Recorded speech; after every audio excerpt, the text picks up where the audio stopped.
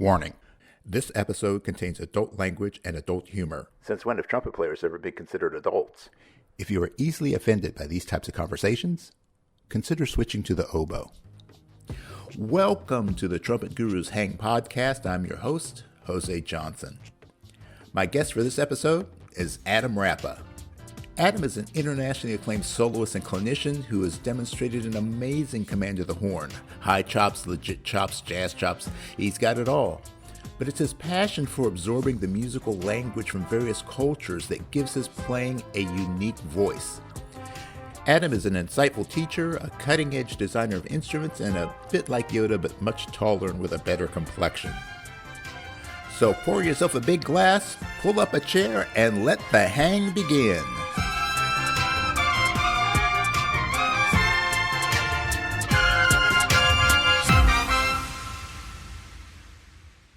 All right, welcome to this episode of the Trumpet Guru's Hang. I am your host, Jose Johnson, and I am joined today by the one and only world famous, wonderfully handsome, talented, and a little bit goofy, Mr. Adam Rapa. Adam, what's up, bud? Hey, man, it's good to see you. It's been a while. It's been too long, absolutely too long. I mean, not even with this whole coronavirus bullshit that we're going through right now, but just in general, man, it's just you're where are you at now? You're in Vienna? No, I live in The Hague, in the Netherlands. In the Netherlands, okay. So you're like a Mr. European, Mr. Continental, all that good stuff. Well, yeah, after the crash of '08, when most of my work went to shit in the States, it was at that point, from that point on, that all sights were set on coming over here, and I'm glad I made the move. Really? Yeah. That's awesome. The only thing is it takes, I don't get to come back all that much, so, or if I do, it's really just target specific, got to go to New Orleans, got to go to New York, and can't just like make the rounds and jump on a bunch of planes and see a bunch of people, yourself included, as much as I'd like. You still have family over here? Yeah, in Boston. Okay, that's awesome. Yeah. And chosen family all over. Yeah, exactly. So what's life like over there? A lot more regular than I was expecting. They're talking about keeping 1.5 meters distance, like 5 feet distance between people, but that's not happening. Most things are open. Except for restaurants, they're just open for takeaway or delivery. But things are kind of feeling mighty normal over here. And before the whole zombie apocalypse thing started, I was already not doing very many gigs. I was mostly concentrating my attention on Lotus things and actually putting together an educational website, which I really wish I'd finished it in time for said zombie apocalypse, but still a work in progress. So I've been home a lot anyway, with the exception of some surgical travel here and there. I was mostly at home anyway, so it feels really quite normal for me. It's the changing times are really just reflected in what I'm getting from other people, talking about how their lives have been different, and in some cases, supply chains have been affected. The timeline of things that we were hoping to accomplish with Lotus, for instance, is getting pushed back by a bit, a month or two or whatever. But otherwise, pretty cool. And I couldn't be shut in my house with a better partner. Me and Angelica are just straight up harmonious. So that makes a really big difference. I've talked to some friends who are basically engaging in non-conversational vibes with their family members or flatmates or whatever. So that's all good. How about you? I hear you. Oh man, I'm surviving. I am a survivor. So I guess because I have those strong introvert tendencies, being shut in doesn't particularly bother me that much. Totally. But there's always an adjustment. There's a level of adjustment that goes on. So, but you just do what you got to do, man. There's no other option. So, But today, normally on a hang, I'm usually drinking some beverage of the alcoholic persuasion, as in any hang. But today, in honor of you, I am having green tea. Nice. And of course, because of the dichotomy that exists, I'm having this wonderful Zen-like green tea in my South Park Cartman's mug. So, it can't be just like all serious. I got to be a little goofy. It's all about the dichotomies. It's the hot and the cold that makes flexible people, great artists, the whole thing. Yeah. Well, I remember the last big hang. Well, I guess it's technically, I guess it was the first time you and I really had a hang was down in Brazil. Yeah. At the event down there, and that was by far one of the best times I ever had at any event, let alone trumpet event. It was just a great hang. The music was great. You and Bobby Shue was there, and John Faddis and a bunch of people. I mean, it's like, whew, man, talk about a lot of talent. But I think the coolest part was like, when you and I would just hang out and we would just start talking about life. And, we immediately sort of formed this bond because... It's like, oh, yeah, I see you. Yeah, I see you. So we kind of have this interesting approach to life, and it seems to work well for both of us. But, how this is, I guess, the first question I wanted to ask you about is, how do you view the relationship between your music and your worldview? Yeah. I wouldn't say that they've integrated, that I've managed to integrate them as much as I feel the potential for their integration. In that, I guess, there hasn't been any, I haven't touched on social activism or any things there where I know that music is an obvious door into things in that direction. Not in the way that kind of Nicholas Payton might be talking about, or Ashland Parker, some other cats who really make it a point to talk about, or like Charlie Hayden or whatever, not just to focus on trumpet players. In that way, they haven't really integrated yet. But I would say that definitely my music is, and the music that I gravitate towards and what I like to play, it's very much an integration with what's going on in my life. Like when I had the opportunity to study with a flamenco guitarist, then I was shedding a lot of flamenco, and that pushed my influence or my inspiration in a direction. Then when I started traveling to India, then I started really shedding Indian music more than I had for a lot of years prior. And I'd say one way that they meld is very much that wherever I travel, if there's some kind of folkloric music or master that I can learn from, then I do that. I'll seek them out. When I was in Brazil, I bought a pandeiro, and there's no shortage of Brazilian music educational outlets out there, whatever. But I really try to immerse and figure out what aspect of that culture really resonates with me, and figure out how I can get those things to fit together. So part of it has to do with where I travel and being influenced by instead of just bringing my show on the road, I really try to show up with open ears and eyes and arms, and just figure out what I can learn from them. And usually it's always in the more folkloric avenue, because it seems like in the rest of the world the grass is greener on our side, on the American side, and everybody wants to play funk and jazz, like straight ahead or whatever. And for me it's like, all right, it's cool, you're doing a good job, but I, considering who I grew up playing with, like, all right, good, keep trying. It's like, but show me what you're really into. Show me what you guys sing at the dinner table, like what's going on. And learning. So that's one way that they come together. Yeah, I mean, because music is just another form of communication. Mm-hmm. It's a language in and of itself, and the folklore, whether it be through the music or through story, helps you to understand the culture. The culture helps you to understand the people. Absolutely. And I think that's one of the areas that you and I really resonated on is that we have this desire to see life for more than what it is, that to experience more than what we have believed to be true. And it's only through stretching your boundaries by visiting different places, talking to different people, experiencing different things, that you start to grab a bigger picture of life. So one of the things I love that I saw a video that you were doing about like using the Superman posture when you play. And I just actually got done reading a book called The Alter Ego Effect. And it's about, creating this persona to help you to deal with, stress or anxiety, or to become your better self. Mm-hmm. And I am Sasha Fierce. Yes, you are Sasha Fierce. Yeah, exactly. But it's how there's a level of physiology, like he talks about like totems or relics or things that you can use to activate that alter ego.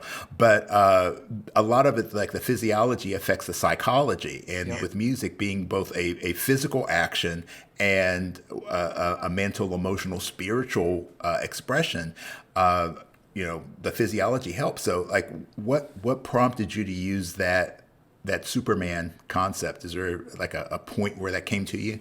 Well, the description has changed over the years, and I don't know exactly when that one particularly popped into my head, but it's a kind of a useful and in my mind like an obvious analogy, because you always see superheroes like ready to pounce, ready to but really it stems back to, I was 7 years old when I had my first lesson in martial arts. I started out with Tung Soo Do, and we were you're taught proper posture as part of the technique of throwing punches and kicks, and then I was 14 when I first joined drum corps. And same thing, marching technique addresses posture. So the postural consideration has always been very much in the front of my mind. And whether it was somebody screaming at me to keep like in drum corps, like shoulders back, or it was just in a more low key way. It's always been a thought, and I guess I was just searching for a way to explain. It was probably when I was talking to like either my nephew or some other kid, like Natalie Dungy when she was little or whatever. It was probably in one of those moments where I wanted to make it sort of a more whimsical analogy. It's like, be the superhero version of yourself, and try to do exactly what you were talking about, like turn them on to the idea that now when I assume this posture, I'm assuming a personality shift that also involves more confidence, that involves the expectation that things are going to come easier to me. It's always been part of my world, whether it was drum corps or martial arts or in yoga or whatever, and just putting it to words putting it to these particular descriptions that I'm choosing now seems to be really helpful for people. And just a couple of follow-up little descriptions are helpful, but even just saying stand like a superhero, and automatically people kind of know what that instinctively, right, what that feels like, what that is. Yeah, it's like so much of the technical jargon that we've developed over the years. They're just basic ways of people trying to explain what they're doing, and half the time it doesn't make any sense to anyone other than the person that's explaining it. It's like, well, breathe from your belly, or do this or do that. But when you say something like that, like superhero, that's such an image that's ingrained so deeply in our conscious, mm-hmm, that you don't even need to try to imagine, well, what was a superhero stand like? It mm-hmm. just it's there. So, and what I like about that description is that it addresses the physical thing, the posture. It addresses sort of a mental state, like an expectation or aspiration toward greatness, and also it speaks to kind of a level of humanity as well, unless we're talking about like Watchmen characters, but general superheroes where there's a vibe of selflessness or sacrifice or just a general willingness to do good which is another way that music and life kind of find themselves intrinsically linked for me is where I'm not out there just trying to like shake my dick at people. I'm really trying to like open my heart, be vulnerable and really share something honest and make them feel something, that they walk away better from having experienced, just a moment of that can only really come when it's not about me trying to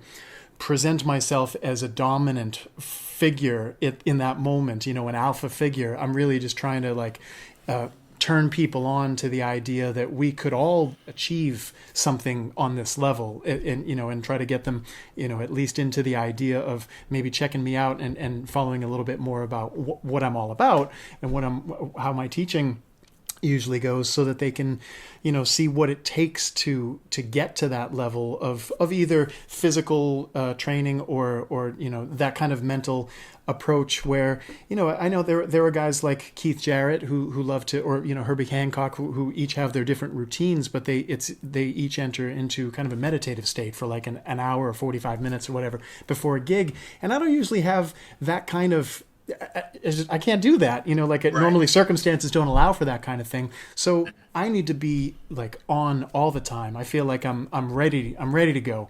And I like for people to sort of see that, I'm casual before the gig. I'm walking around, hey, what's up? How you doing? Yeah, cool. Or, engaging in whatever.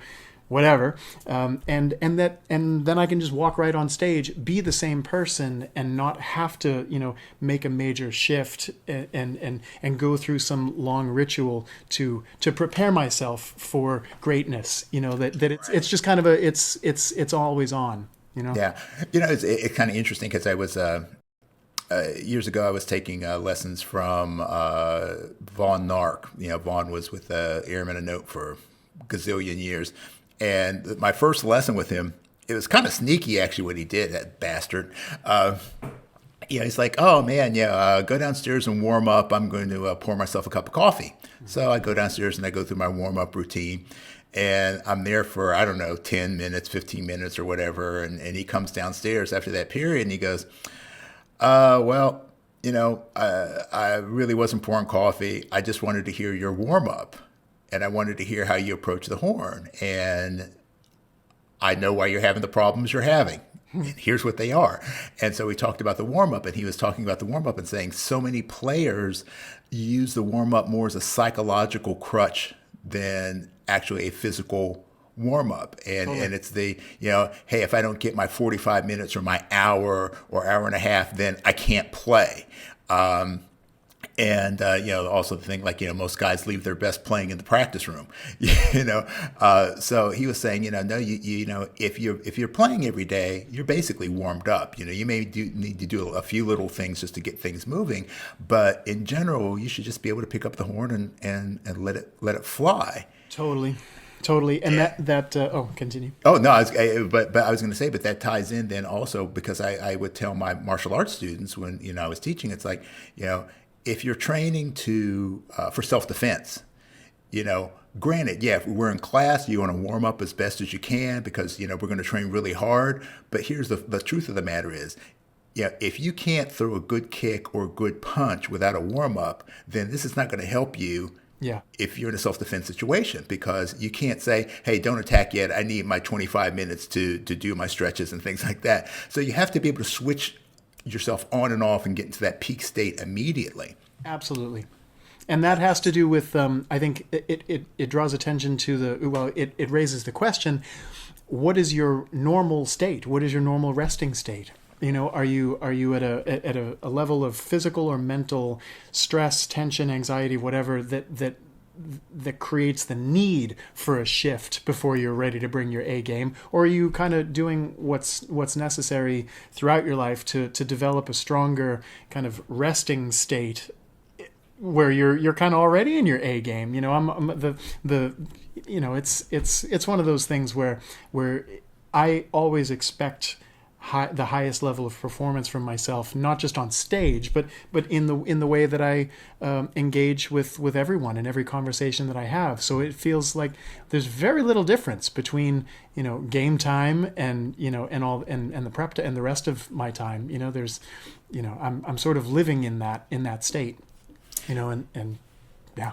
Yeah. Do you have any go-to tools to help you reset yourself when you invariably go off the track a little bit? Because we all do that.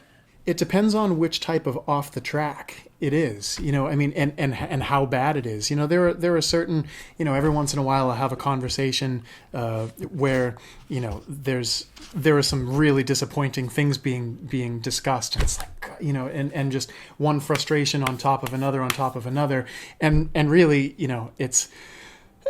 and I just have to walk away from that and clear my head in whatever way works best in that moment under those circumstances. It may be that I just get to, just playing a little trumpet is what releases me. It might be that going and grabbing my kittens and shoving them in my face is what does it. It might just be, that really the best thing to do in this moment is pack a fucking bowl. Like it's whatever, it's or to go take a shower. Like there's a wide range of page turns available. And not every page turn works for every situation, but I guess I'm an expert of being stressed out and having anxieties thrown at me left and right. So it's, at this point I kind of have myself figured out well enough to know how to avoid as best I can, they're the inevitable stresses that come up. But I'm pretty good at making it so that they don't come as strongly now as they used to, and then if I do manage to get into a state where that's not very healthy or productive, then now at this point I kind of can sense what the right action to take would be, and sometimes I don't even need to do or think or say anything. Angelica just sees that I'm at reaching, I'm at 211 degrees, and she'll just come over and massage my head and then I'm done. So it's pretty wide bag. Yeah. Well, and that's cool because I think you can't have a one size fits all approach to anything. Right. And it's kind of like with jazz. If you've only got one lick, then you're going to be in trouble. So it's being able to be versatile. So. Like with jazz, that's one of the things that I've always enjoyed about your playing is there's a level of consistency in your playing because that's your personality coming through. But there's also this very interesting level of the creativity that comes out just shows the multiple facets of your personality. And I don't mean that in a Sybil kind of way, but it's like there's some players that are great lyrical players, maybe not so great when it comes to like super aggressive playing, heavy, like in your face kind of like funk or, sort of things or vice versa. But you seem to be able to traverse this, wide array of styles, and they come out not from a forced perspective, but just it's like listening to you talk, so it's very natural and very expressive. So, did you ever do you have like a moment where you can go back and go, yeah, this is where it all started to come together for me? Not necessarily so. There were some checkpoints, some milestones where I was focusing specifically on different types of playing and raised them to that to a higher level. But if we're going to kind of zoom out and deal with it on a more macro level, I think as long as we do the work necessary to follow through and really educate ourselves to be able to reach the potential of our innate, sort of aptitude or whatever, assuming that you do the work, you put the time in, then really what we're talking about is personality. And, there are people who have very kind of not one-dimensional personalities per se, but somebody who's really kind of even-keeled, either, they're always chill or they're always a little hyper or they're always a little lackadaisical or whatever. And in that way, I guess I'm there's a lot more diversity to, I was, raised by my mom, so I've got, and I was also her sounding board. So I guess I really connect with femininity more than, and I didn't play sports, so drum corps was my only kind of aggressive sort of culture, male bonding kind of thing. And even then, we weren't super macho about it or anything, So I guess there's a balance of masculinity and femininity. There's a balance of physicality versus sort of a more mental, thoughtful approach. There's the balance between introverted and extroverted, and I oscillate between the two. There were a lot of, like we said in the beginning, there are a lot of dichotomies that are present in me, and I think that helps that helps set the stage for me to feel harmonious with a lot of different vibes. And also I grew up in a cultural melting pot. My first best friend when I was 3 years old and I was in preschool was an Indian girl. Then my next best friend, Chibuzo, was oh God, I think he was from Botswana. I can't remember which. It was so long ago. I can't remember which African country he was from. But he wasn't even born in the States. Like he was, So those like my first two best friends. Spoke English with an accent. And had and then it just moved on from there. Where I grew up around people that were really from all over the place, Portuguese people and Italians and whose family only spoke, say, Portuguese or Italian to them at the dinner, at home. I was, the only white guy in the Latin band, sometimes the only white guy in the all black, either big band or R&B group or whatever it was. I really feel like my whole life I've been shape-shifting, not in that it's not, none of those things are honest to me. They all feel honest to me. They all feel like aspects of myself, facets of myself that all exist, and I just choose to focus on whichever one is needed at the time to resonate the most harmoniously with a group. I'm not even Christian, but we prayed before and after every rehearsal with this killing big band that was full of Berkeley all-stars basically back in the day, and I felt perfectly at home in that situation. And perfectly at home playing, modern gospel on, in killing church on Easter or whatever, those things, and then I can feel equally at home chanting Nam Myoho Renge Kyo, and or talking about how, or engaging in a conversation with somebody about how religion really needs to go, for humanity to move forward. It's like, it seems strange that all of those different aspects can that I can resonate with all of them, and I think that speaks to why the music is so diverse. Why I feel so much affinity to being a really strong technician on the horn and extremely expressive in a lyrical way, and I can pipe it and play some fuck you, and I can just as easily as I can tell you I love you through the so there's it's all, and then mix that with my cultural upbringing being so diverse and my travels being so diverse. After that, sprinkle in 20 some odd folkloric styles, and then it just turns into, like, again, a really big bag. Yeah. Well, and that's so cool because, and there's nothing wrong.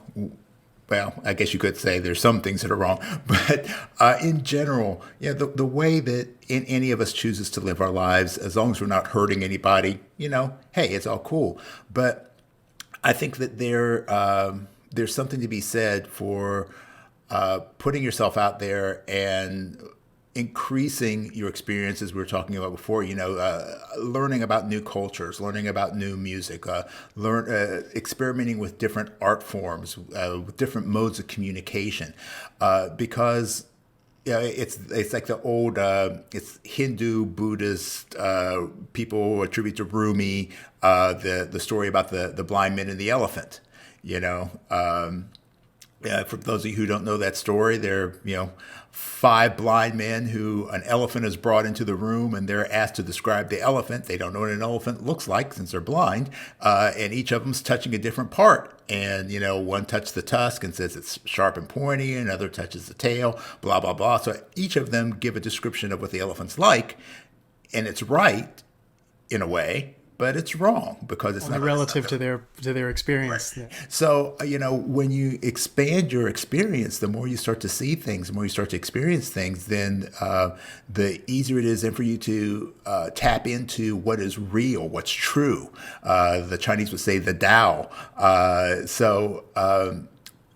When you said that your background, your upbringing helped to spark that off, but is there like one culture that you find yourself more drawn to in terms of philosophy or way of life?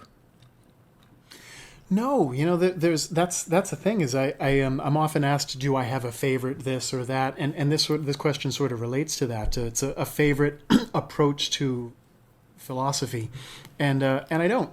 There's I read a lot of Buddhist philosophy and resonated quite a bit with it. Only when it was, on a more down to earth practical level, like Pema Chodron and Thich Nhat Hanh, books like When Things Fall Apart or Pieces in Every Step. When Right. it's just talking about just really down to earth practical application of the religious philosophy. And at the same time, I love getting my email every Monday from Mark Manson, the guy that wrote what's the two books. The second one is Everything Is Fucked. Oh yeah. What's the first one? What's the name of the first book? I can't remember the name of it. It's God. Oh, it's gonna kill me. I'll come. I'll just burst it out later on. I'll shout it out. But it's also a very. He's a great philosophical writer and talk about down to earth. It's like laden with profanity and a whole bunch of really simple truths. And there's no. I guess, all right, if I were to say that I identify with anything in particular, it's the mixture, like my mom was agnostic, acknowledged that there's got to be something, there's got to be some reason why we have such capacity for love and altruism and all that, and acknowledge that there's probably something, and acknowledge that just like cats don't know what the fuck they're looking at when they look in a mirror, neither do we know what the fuck is going on, who's pulling the string, what's pulling the strings, or, what this is all about. So in that way, she raised me with a reverence for something, for a greater force, power, whether you want to humanize it or not, and at the same time didn't lock me into any particular doctrine. So I was free to accept or reject based on what either resonated or seemed to make sense to me. So I guess what I resonate with the most is a philosophical approach, philosophical perspective that doesn't involve all of the cultural attachments and the fables and the story, the things that are there that are really just a cultural veneer on that builds up over time on top of just some simple truths. I just want to deal with it on the very practical level, because at the same time, although I may have a sort of an active spiritual perspective that's ongoing, at the same time I'm extremely no bullshit, science-based, and I would rather just be told or discuss the simple truth, or the truth of the, not truth, I guess that's all subjective, but the point, get to the point. Let's I don't want to have to read 500 pages of storytelling that at the end makes me go, oh, they must have been talking about that. I would rather just deal with it on a meat and potatoes kind of level. So and I it's easier for me to say what I have a distaste for than in that way than what I have a taste for. It's more like, don't tell me that the world is the way that it is because that's what it says in your particular religion, which is again just kind of a cultural encrusting on top of what should just be some practical, do this and don't do that. Why? Because doing this makes you a nice person, and doing that really hurts people. Or doing this will, not eating shrimp and pig is a good idea here because it's really, it's hot here and we don't have refrigerators. Instead of just saying no, it is the way it is because that's what I read in this particular book. I can resonate. I can get down with anybody in a conversation where we're really dealing with it on. Yeah, but okay. Stories aside, how do you handle a situation where XYZ, where your humanity is being tested, your compassion is being tested, and as far as I'm concerned, if you can't respond to a situation with a natural instinct for, or at least either a natural instinct for compassion or altruism, or that enough to overcome your monkey biology and actually still act out of compassion and altruism. If you can't do those things, then whatever stories you were told and whatever stories you tell your children, and they're not worth very much to me. Yeah.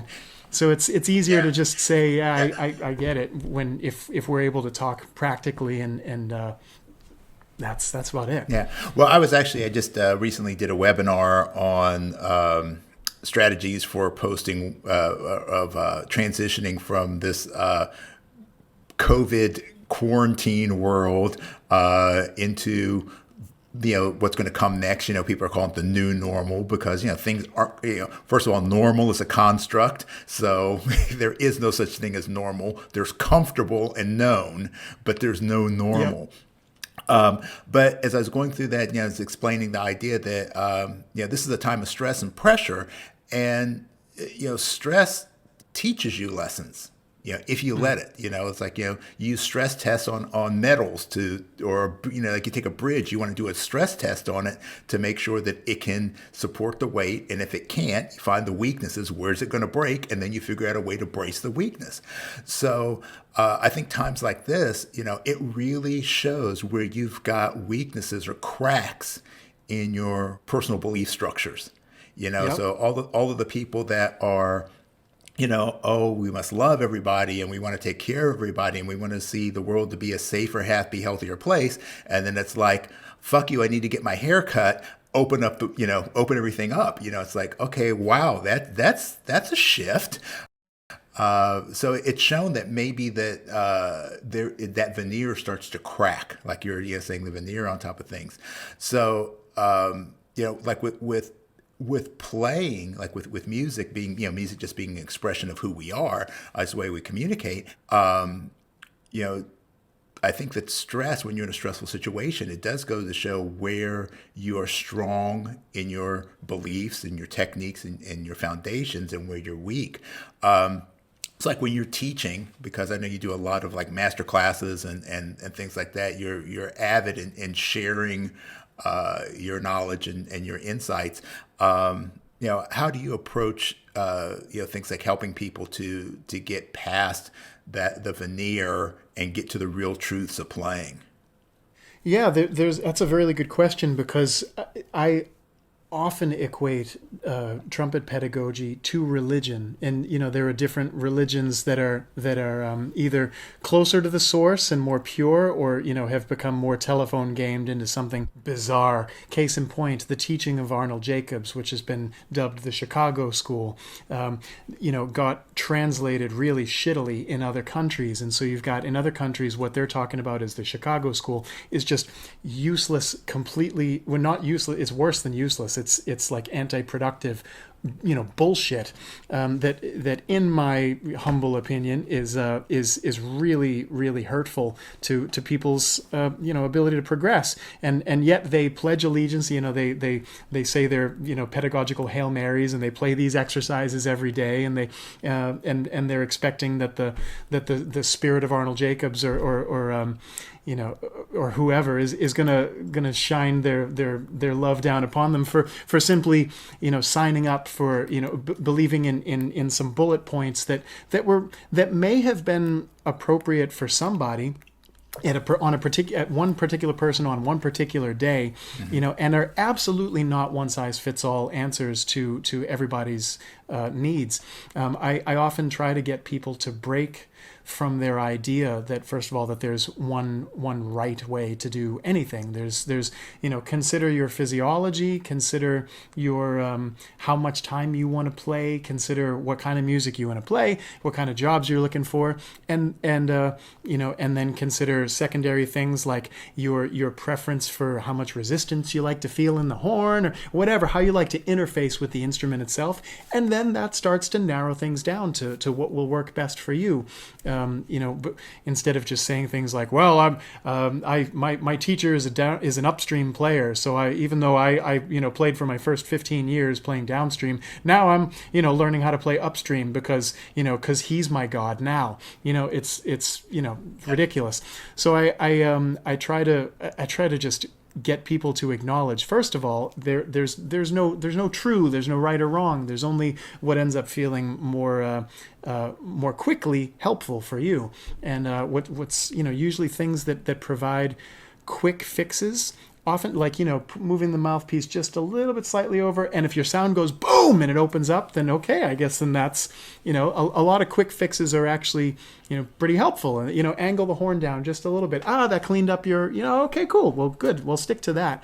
But just, those are things we have to search for. Those are things, I wouldn't recommend that everybody across the world just all of a sudden angle their horn down a couple of inches relative to their nose or whatever, as a rule of thumb. That's something that you just have to work on individually. So that's a consideration. Remind me the exact question, because I want to make sure that I haven't veered off of the point too far.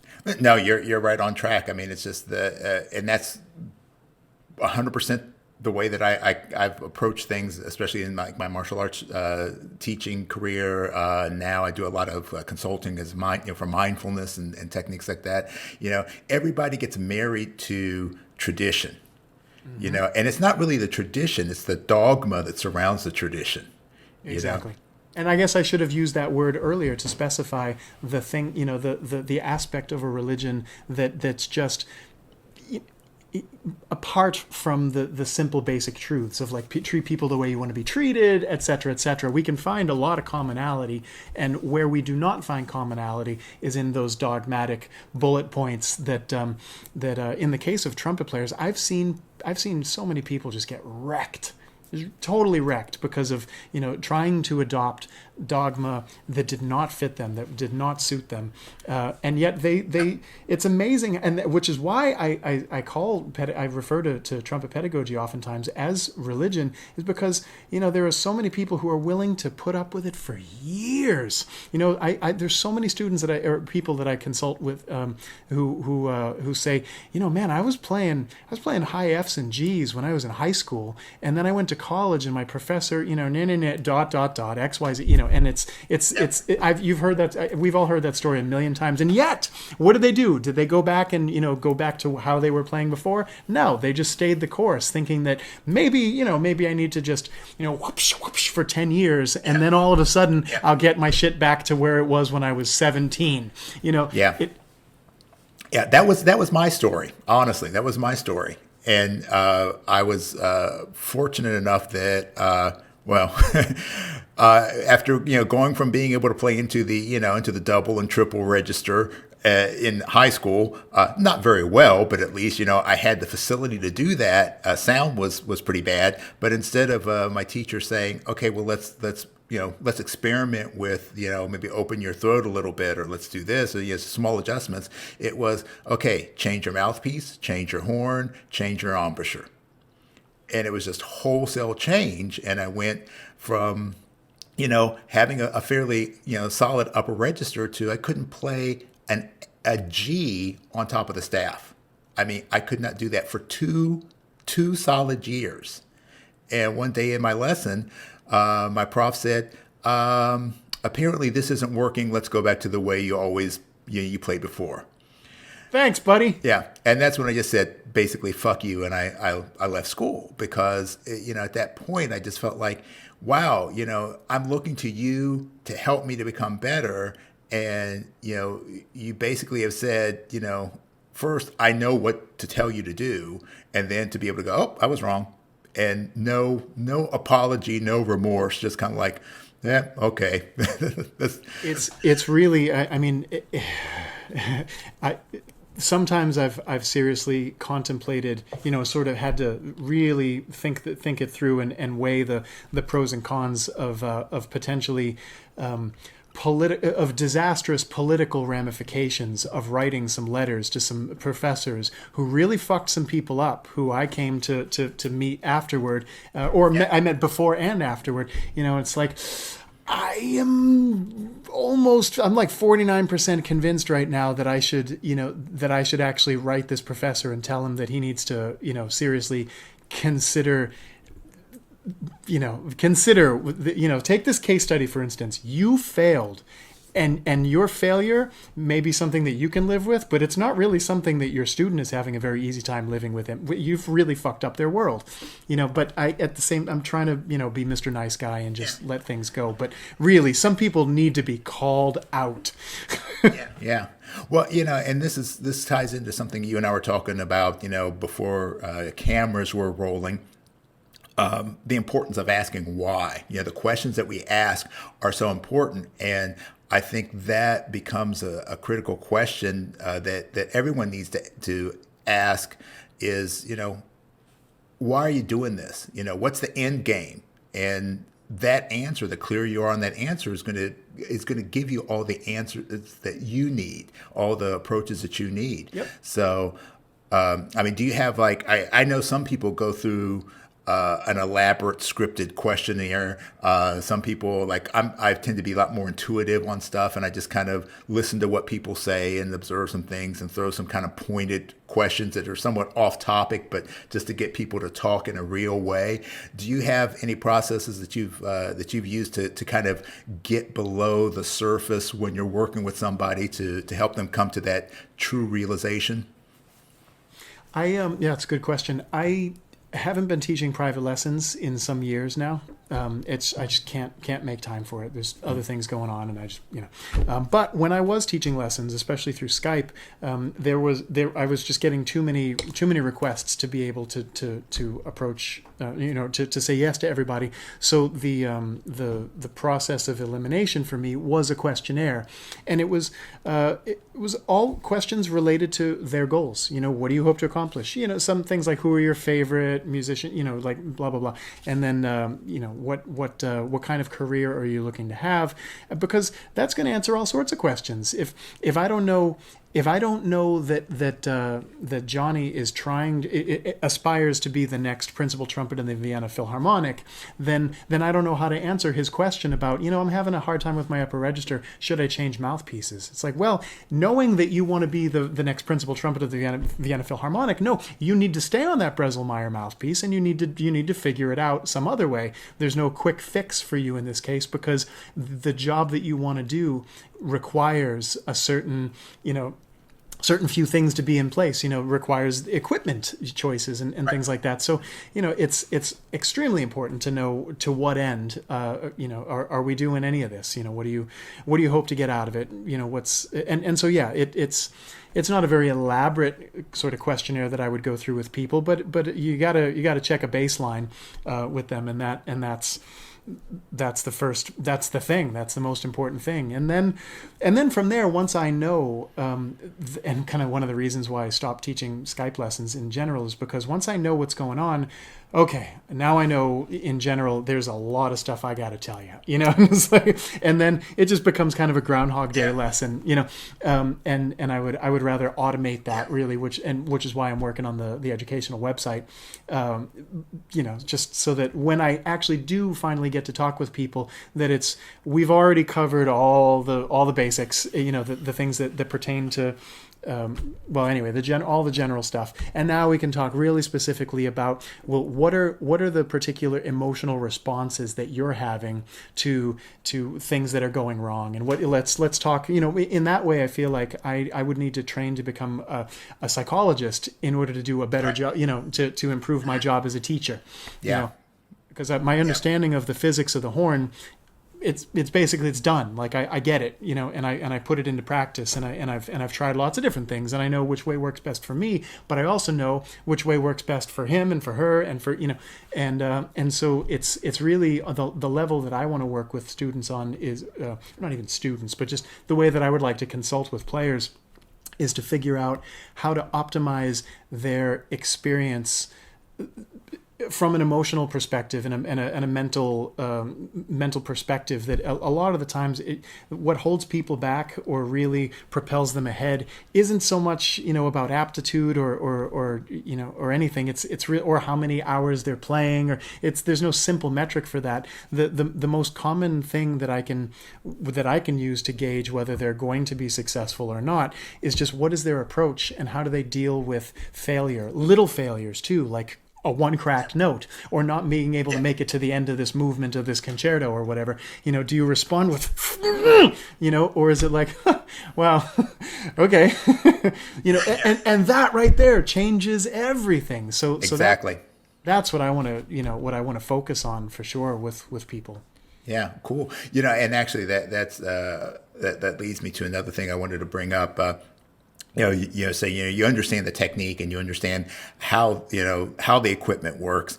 And I know a few years ago you became really adamant or excited and driven to producing trumpets and mouthpieces. And I know that's something that you got going on. So what was your motivation behind that? And what's the end game? I mean, what is it that you're looking to get out of it besides, millions and millions of dollars? Which will never come. That's not what I'm looking to get out of it. It's part of my pedagogy has always been, look, guys, there's from where I'm at, I can see, I can feel, and I can demonstrate that there is an easy way to play the instrument. There's no rule that you have to suffer more to become a greater player. That you have to exert more energy to achieve greater results. There's, in a lot of people's case, the problem is absolutely working too hard. It's like banging your head into the wall over and over and over again when there's a door right next to you. All you got to do is shift, and there you are. Yeah. And so the thing that I've been trying to, that I've always been teaching is just like find the easy way, find an easier way to try and do everything. Find the easiest way, the shortest path for your tongue to articulate. So if you want to improve the speed of your tongue, then just look for every little opportunity to optimize the equation of how much energy you're putting in versus what you're getting out in return for it. And that inevitably leads us to the conversation that, well, there are major flaws with trumpets and mouthpieces that are quite famous in brand name. That there are still things that are flaws. Well, you could cup being half empty, they're flaws. Cup being half full, they are traits. We'll say, and one of those, but for me, it's definitely a fucking flaw, because if it's something that I have to program extra complicated muscle memory in order to work with, then then that's a flaw.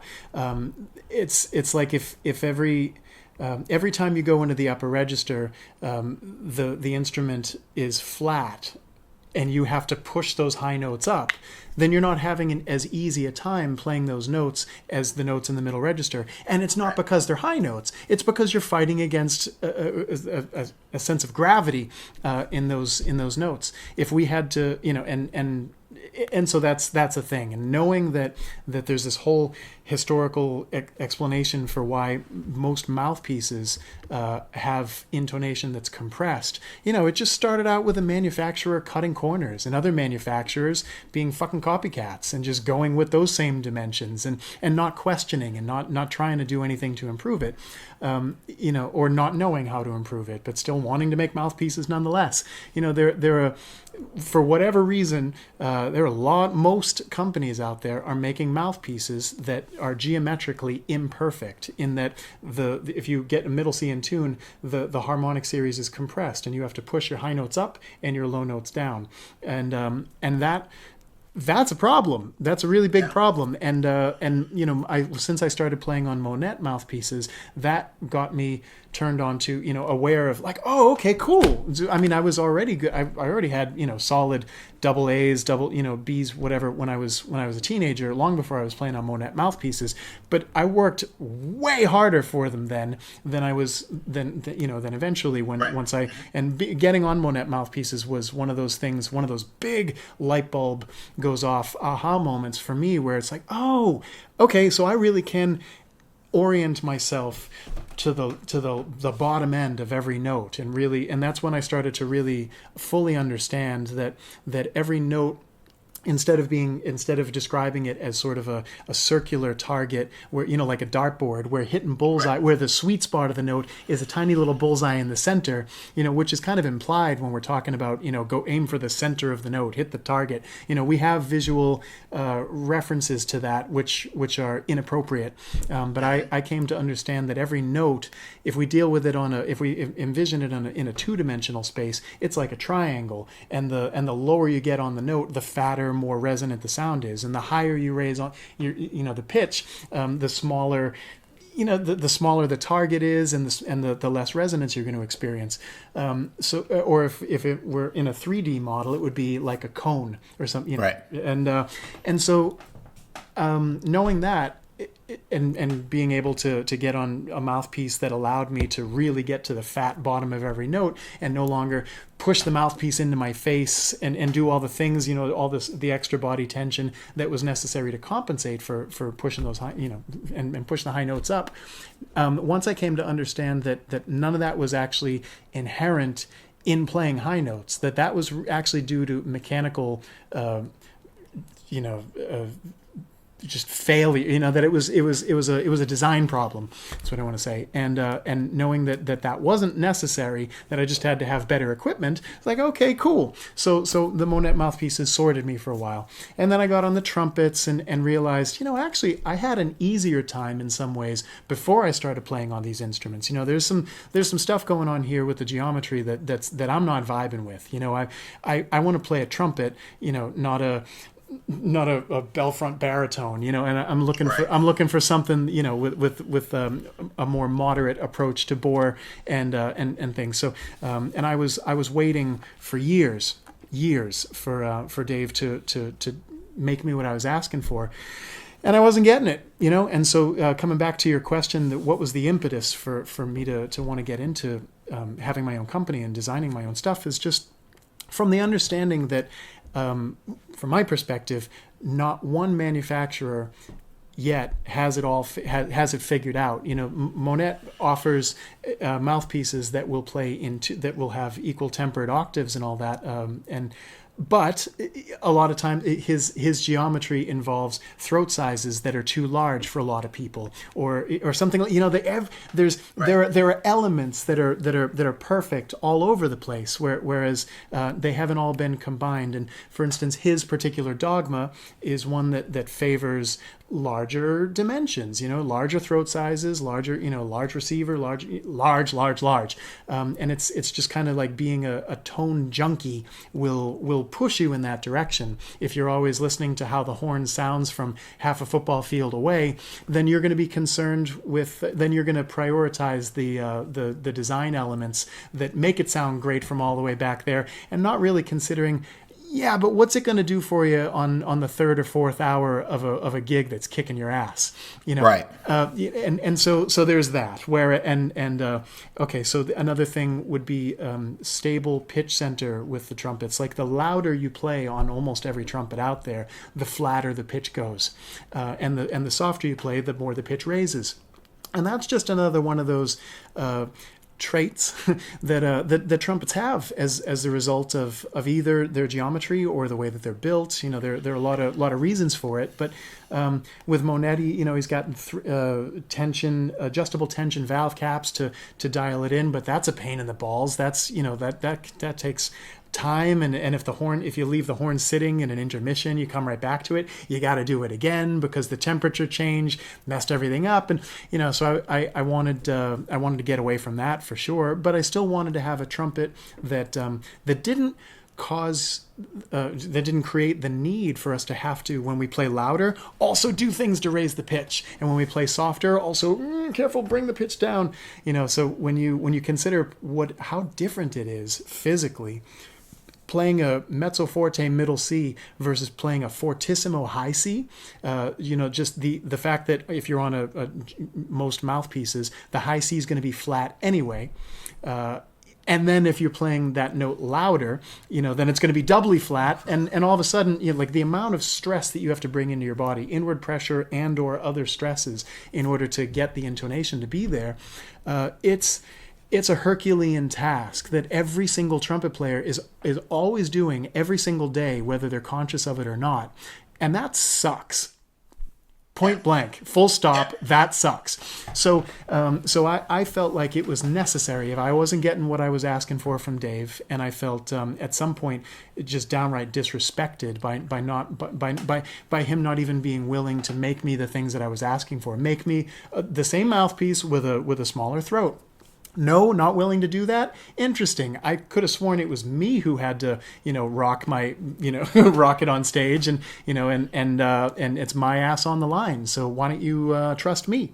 So there was that. It was basically, my maker didn't have my back. Yeah. And so I went and did what needed to be done, first and foremost for me, to make sure that I had the gear that I was looking for. And then it became pretty obvious early on through, having other people play test the first prototypes and stuff, that other people were loving it too. So it's like, okay, cool. Well, great. So it looks like we can expand the party and actually turn it into a business. And it's not a super profitable business or anything, although it started small potatoes, the handmade horns, small numbers of sales, and expensive horns because they're handmade and all that. But we're preparing to kind of level up, to leapfrog, as they say in the business world, into just a larger company with a larger portion of the market share. So we're working towards being able to do that. But even still, the expansion, it's never going to make me rich. It's like that's the least of my concerns. I just want to make sure that we have enough muscle to continue the R&D, to constantly check to see, okay, so of course there are like bigger, more macro things, like what are the tapers, what are the shapes that are gonna give people an easier response, more resonance, and then from there it's like, okay, now that we've ironed those big things out, now we can start getting into the minutia. What happens if we treat the metal this way versus that way? How does that change its response? Does that get you closer to your ideal sound or not? It's the constant eye doctor test, or Coke or Pepsi, this or this, is it better or worse, better or worse?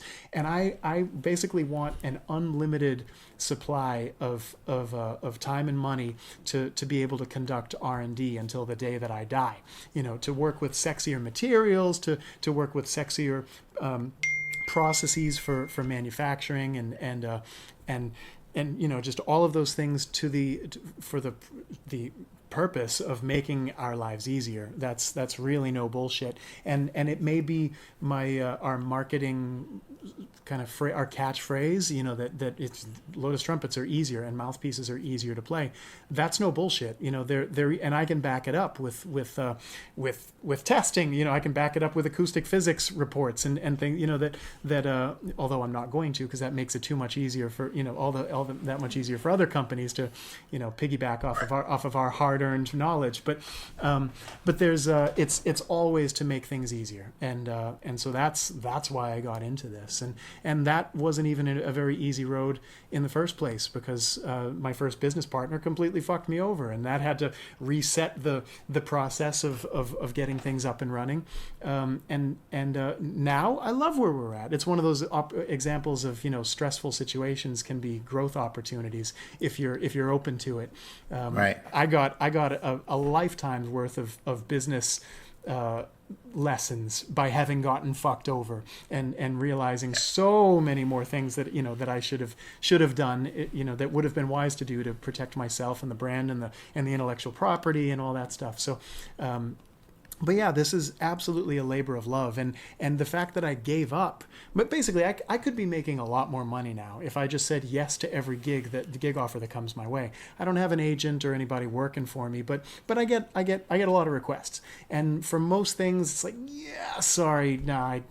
If I've already kind of made the rounds in that world, and it's like it's just yet another distraction from what I'm really looking to focus on, then at this point I just say no. And also I could clean up teaching private lessons, but I'm not looking to do that either. So I take my measly $1,500 a month salary from Lotus and I live cheaper now than I've ever lived in my entire life. My rent is lower than it's ever been, and I keep my existence real sparse, so that I can, because I prioritize time more than profit, more than money. So Right. that's really where it's at.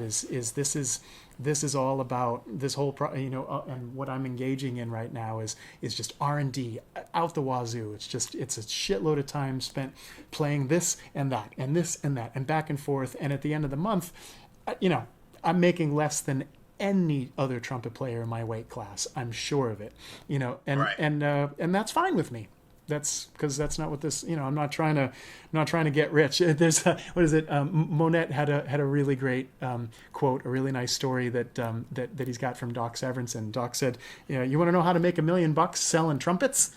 Start with $3 million. So it's not a. Yeah.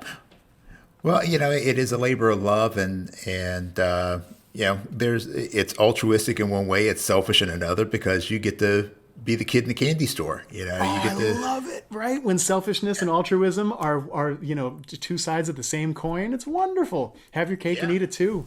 Yeah, absolutely. All right. Well, here's what we're going to do now. We're going to shift over to something. This is a standard part of this podcast. It's something I call the speed studies. Cool. And the speed studies are it's a lightning round, I'm going to throw you a bunch of different questions. They're going to go all over the place. You don't know where they're going to end up. So I love it. Just give me your best answer. All right, here we go. Starting out, who was your biggest influence other than a trumpet player? My mom. Huh? Straight up. What's your favorite book? Don't have one. Don't have a favorite anything. Okay. What's the worst movie you've ever seen?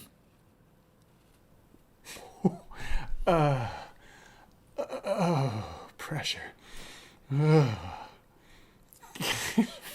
I don't know. That stuff just goes like, my short-term memory bank doesn't, or long-term bank doesn't even hold on to that shit. Okay. All right. If you weren't a trumpet player, what would you be? I'm horrible at these because there's no short answer to anything. I don't know, because I think our life path unfolds before us due to a large number of circumstances that we can't even really predict until they've happened. And then I could become a chef, I could become a yoga instructor, I could become a brain surgeon. It totally depends on a path being laid out before me that never materialized because I'm a musician. Or what would you want to be? Okay. Since you specified trumpet player, I would simply say another type of musician. Okay. All right. Good. What's your favorite drink? Don't have a favorite anything. You could ask me what's my favorite tea, and I would, and I wouldn't have an answer to that. Okay. All right. You could have a dinner party. Yeah. And at the dinner party, you could invite any 3 living people. Uh-huh. Who would they be? I would need at least a week to thought experiment that one through. I would try to bring together, I would think who's the most appropriate and important world leader or most influential speaker, who's got the money to back it up, what can we, because if I could have the 3, any 3 people, I would try to take the opportunity to help as many, to really, there would definitely be an NGO being formed. There would definitely be something like really big scale, whether it's something like Habitat for Humanity, something about, it would be a global thing. So it might be, say, Bill Gates and Barack Obama and, Oprah Winfrey or something, or something. I don't know. I would need at least a week to figure that out. Okay. All right. Well, if you could do the same thing with any 3 dead people from history. Well, again, 3 weeks for that. Yeah, 3. Well, I mean, for me, everything starts, and I guess what this lightning round is exposing is that for me, there's a fractal thought process, and it starts with the big why. To what end? And if it's for my own education, that would be three very different people than just for my own gratification, that would be very different than, for the purpose of trying to help humanity, to the greatest level possible. So, maybe just we'll say the three of the most interesting people that I would love to meet. Abraham Lincoln would be a huge one. I can't think of a stronger case study for, overcoming failure. I'd really love to have known Duke Ellington, really. Third one would be, I would have loved to have hung out with George Carlin. It's just a random. I mean, none of these are that. I could have easily said, the Buddha, Jesus Christ, and whatever. Yeah, exactly. But it's exactly. Yeah. All right. I'm going to skip the next couple because they have to do with favorite. Oh, bring it on anyway. Maybe I can narrow down three. Okay. How about this one? What's your favorite quote? I definitely don't have a favorite quote. You don't have a favorite? But it could be, I could throw out three. Be the change you wish to see in the world.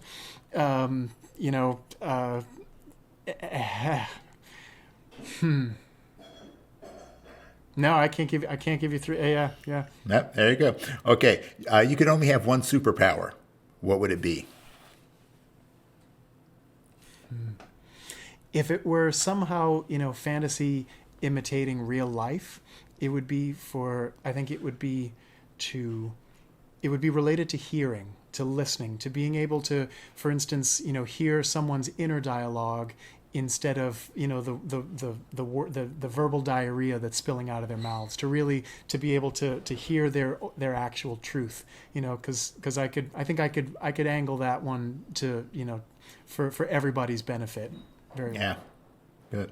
All right. What aspect of trumpet playing do you think is the most overrated? Freedom from it entirely.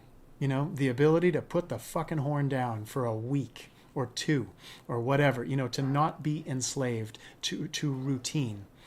And I could follow up with that and say, well, there are obviously in some way a routine is necessary to achieve greatness, but but that's all in the asterisk, that's all in the small print. But basically, it would be to to separate yourself from the idea that you have to be a slave to the instrument and a slave to a particular routine in order to achieve your goals. Okay, what do you think is the most underrated aspect of playing? Wait, I thought that was the... that was. I meant to say the first one should have been overrated. So that would be the underrated. So what do you think the most overrated? Yeah, overrated range. Yeah. No, I mean, so many people are impressed by something that's musically juvenile, just because it involves a high note, whereas they don't give two shits about something that is as deep as the ocean, but it never made it above the staff, so it didn't really connect with them. Right. Good.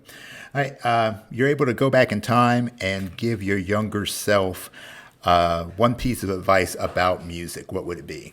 About music? Learn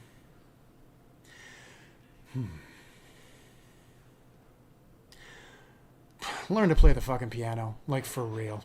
It's just like, get it done early, figure it out, that's because the rest, I feel like a younger version of me was always going to end up here anyway. It's just the big difference between where I'm at now and where I wish that I could have been, where I would like to have been it would be that. Yeah, I get you. I feel like I'm where I'm supposed to be right now based on all my experiences, but man, there's some shortcuts, not some shortcuts, but there's a lot of obstacles I could have avoided along the way. So, what advice would you give your younger self about life? Knowing now what I do and being able to look back retrospectively on my various loving relationships, I would say to my younger self, if you can really sense that something's not working, that's really that the partner that you're with is not who you really want to be with, but you're there out of some stoic, need to just stay in it, like whether it's for them or for, just because you're in too deep, in for a penny, in for a pound. Like I would tell my younger self, although at this point I have no regrets and everything is a learning experience and all that, and I like where I'm at, but nonetheless, I feel like I pretty much learned those lessons several years before the termination of several relationships. I think I would encourage my younger self to really follow my heart, not more so than a sense of responsibility to a beaten path that I'm just staying on. So I would just say, if you're not feeling it, move on. Find where you really resonate, where you really feel comfortable. Yeah. Okay. Well, great. Well, Adam, I really enjoy talking to you, man. I love talking to you. And I mean, we could talk for days, for lifetimes. Yeah. But, unfortunately, we have to call this one to an end. So if people want to find out more about what you're doing, where's the best place to go? I guess at this point, Facebook and Instagram. Because at least we're getting some stuff up there. Not as much right now because there's not much news fit to print. No gigs. There's a need to stay tight-lipped about new upcoming developments and stuff. But I'm making it a point to get the word out there on social media when stuff is happening, for sure. Okay. All right. And the Lotus website, that URL is LotusTrumpets.com. Okay. It's a pretty shitty website right now, but one of those things that's in the works. There'll be a new one coming soon. All right, fantastic. Well, I'm looking forward to seeing what you got working, and actually, I can't wait for the next time I can actually see you in person and try one of those horns out. I really want to do that. So, Adam, once again, thanks for your time. Best wishes to you, man. I love you. Thank you. And let's do it again. Yeah, let's do it again. Let's do it again. All right. So for those of you who joined us, thank you very much for giving us your time. And as always, peace and slide grease. We are out. Cheers. Hey, thank you so much for hanging with us today. This podcast is all about creating connection through our mutual love for the trumpet life. I hope that you learned a few things about today's guest and had some laughs along the way. Don't forget to give us a review. We love those 5-star ratings. And please share this podcast with your friends. We want to see our hang grow for show. Have a suggestion for a future topic or a guest? Hit me up at thetrumpetgurus@gmail.com. Our opening theme was written and performed by Lexi Signor, and all other music comes courtesy of The Greatest Funeral Ever. So in the words of W.C. Handy, life is like a trumpet. If you don't put anything into it, you don't get anything out. So go out there and let your trumpet sound. And I'll see you at the next hang.